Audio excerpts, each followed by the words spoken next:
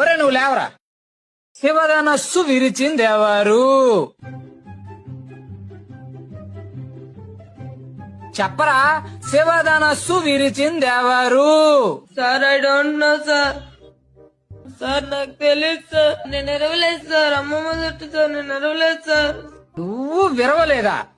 వాడు అలాంటి వాడు కాదు సార్, చాలా మంచోడు, ఇన్నోసెంట్ బాయ్.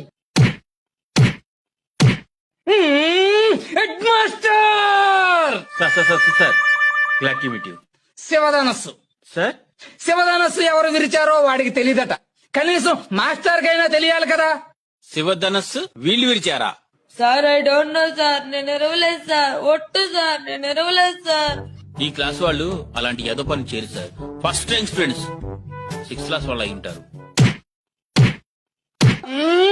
స్కూల్ మూసి వెళ్ళి. సార్ ఇంత చిన్న విషయానికి అంత పెద్ద పనిష్మెంట్ ఏంటి సార్? చిన్న విషయమా ఇది? చిన్న విషయమా? శివధనస్సు విరిచింది ఎవరంటేనే చెప్పలేదు. ఓకే సార్, చెప్పలేదు. అయితే శివధనుసు విరిచేయడం స్కూల్ మూయాల్సినంత నేరమా? అవసరమైతే శివధనుసు ఖరీదంతో చెప్పండి, కట్టేస్తాను.